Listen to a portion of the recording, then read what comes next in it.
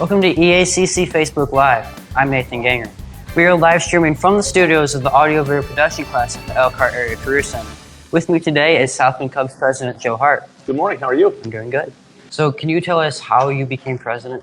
Yeah, so for me, I was, like most kids, I love sports. I played football, basketball, and baseball, but baseball was truly my passion.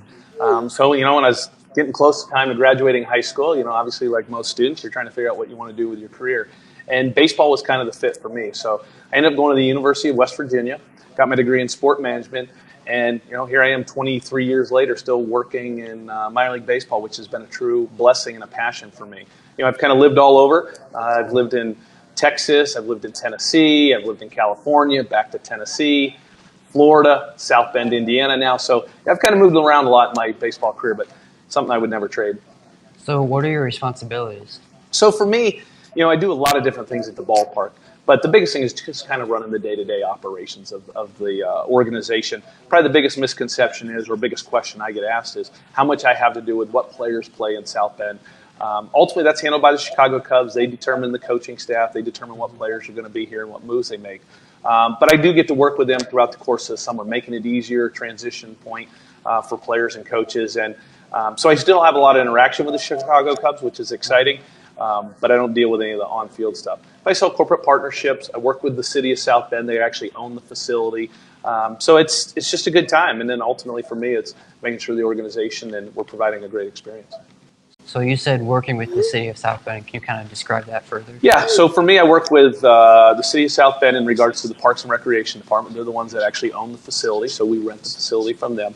So the biggest thing for us is just trying to manage the upkeep of the stadium itself. That facility is a little over 30 years old now. The exciting thing for us was last year, Four Winds Field won the Single A Ballpark of the Year. So that's a true testament to the partnership that we've had with the city, because it's making sure that things are done to it, the maintenance and all that. And it's been a great pleasure to work with the city, and then also working with them in regards to the development that's taking place outside the center field gate with the IEP Everland place. So can you talk more about the IEP Everland place? Yeah, so it's a phenomenal development we're doing. Our owner is investing approximately $23 million into an apartment complex. It'll be 121 apartments, studio, 1 and 2 bedroom units. And what better place to live on a nice warm day in the summer when you can go out on your balcony and watch some free baseball. So, but again, it's just something nice that we're doing.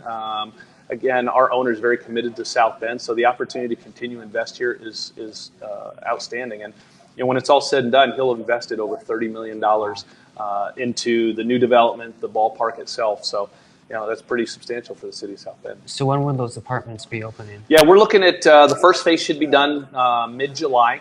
And then the entire project is supposed to be done by the end of September. But the unique thing is on one of the buildings, it's going to have rooftop seating, very similar to what they have at Wrigley Field. So that space will hold a little over 300, and we're hoping to have that ready by the end of June. So you said that Mr. Berlin has invested over $30 million in South Bend. What do you think he saw in the city of South Bend? Well, I think he saw a community that just loves sports. Obviously, I think he was very much wanted to give back, because obviously when we first started, the franchise was in bad shape, not doing very well. And just the amount of fan support that we saw the first couple of years as we took over, I think that gave him the hope of knowing that this community really loves this baseball team, loves this organization. And, ultimately at the end of the day, it's what more can we do on our little corner of town to help make sure the ballpark is going to be there for many, many years to come. When you became president, the team was the Silverhawks, and then they transitioned to the Cubs. Can you take us through the process of that? Yeah, so for us, we'd been a Diamondbacks affiliate for close to 18 years, so it was well before I got here. At the end of the 2014 season, our player development agreement was coming up for renewal. We had looked, the Chicago Cubs Single A affiliate with the King County Cougars was also coming up for renewal. So we reached out to the Chicago Cubs, and we're lucky enough to get Theo Epstein and Jed Hoyer to come to South Bend, tour the facility. We were able to lay out a plan of what we were going to do to provide the best facilities for their players. And luckily for us, they loved what they saw, and kind of the rest is history. They signed to come to South Bend back in 2015, and here we are, a Cubs affiliate. They win a World Series, so it's been pretty exciting. So can you kind of describe what it was like meeting Theo and Jed? Yeah, it was amazing. You talk about two brilliant baseball minds. It's funny. We're kind of talking about how South Bend, we draw great crowds, we have great food, and they were very polite, but they said, in all honesty, for us, What we're looking for is the very best facilities for our players. We need a great locker room. We need great hitting facilities. We need a great playing surface, because our job is to develop these players to get them to play at Wrigley Field. And we heard that loud and clear. And so for us, it was, back then we had artificial turf. We took out the artificial turf, went back to natural grass. We built the First Source Bank Performance Center for an indoor hitting facility, and we renovated the locker room. So we believe what they believe, and honestly, it certainly helped because we've had some major league rehabs the last couple of years as well. So in past years, players like Dexter Fowler and Jason Hayward have come back on rehab assignments. Is that something that draws even more fans? Yeah, that's phenomenal for us. There's nothing better than when I get a phone call from the Cubs saying, hey, you're going to have a major league rehab tomorrow. Because it does. It creates such excitement in our community. Anytime you can bring a major leaguer and put them in a facility that seats a little over 5,000, it just kind of creates that unique, small, intimate atmosphere.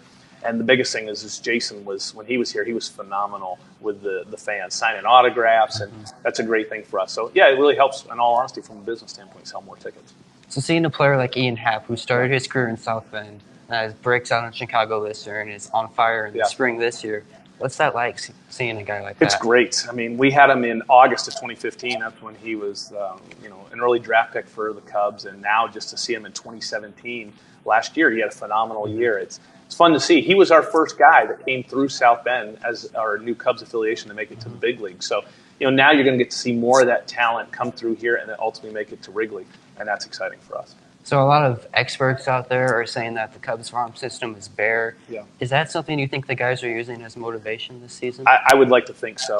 I've seen some of the guys that have come through. Yeah, maybe they don't have the flashy name or the flashy credentials like an Eloy Jimenez or Gleyber Torres that came through here, Dylan Cease. But I can tell you, seeing the talent that's come through here, there's still a lot of talent in this farm system. So, but yeah, my guess is anytime somebody tells you you're not very good at something, I am sure, knowing Theo and Jed the way they are, they bury that in the back of their mind, and they're waiting for the day that they can use that. So manager Jimmy Gonzales is second in all-time wins for the Cubs.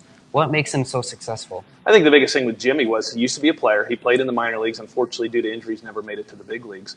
But he's a player's manager. For him, it's all about teaching the fundamentals. It's teaching work ethic. And a lot of these kids that are with us are anywhere from 18 to 21 years old, so they're just starting their career out. So he kind of sets them on the right path.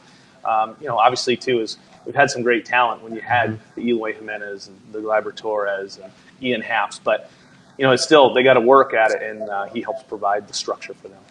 So we all know the Cubs won the World Series in 2016, and I see you've got your World Series ring on. Yeah, I love having this. I mean, I grew up a Chicago Cubs fan while I'm from Pennsylvania.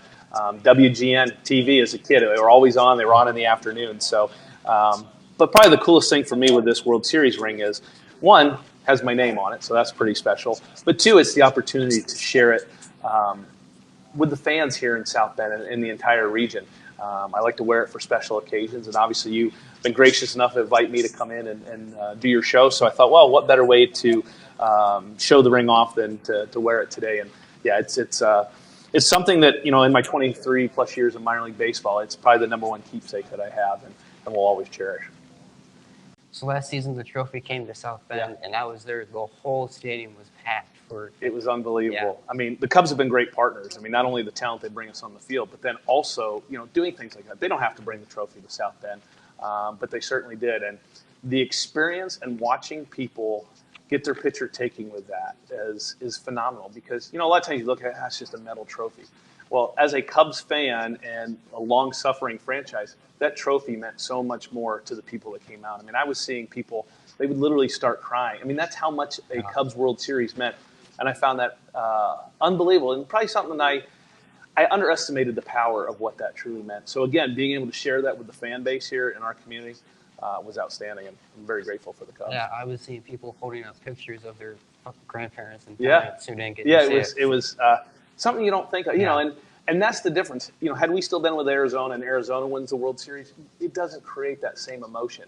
But the Cubs winning that World Series, it just created that emotion. So the Cubs have a great relationship with the community. Can you describe why that's such an important relationship? Well, I think the biggest thing is it starts with us.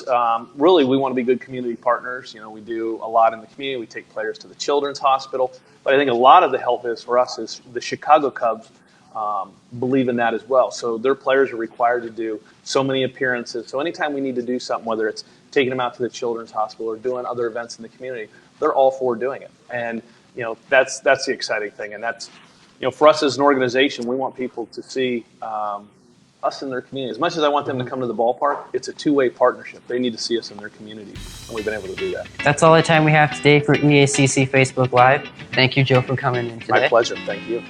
We are live streaming from the studios of the Audio Video Production class at the Elkhart Area Career Center. If you or someone else you know are interested in enrolling in the class, contact your homeschool guidance counselor.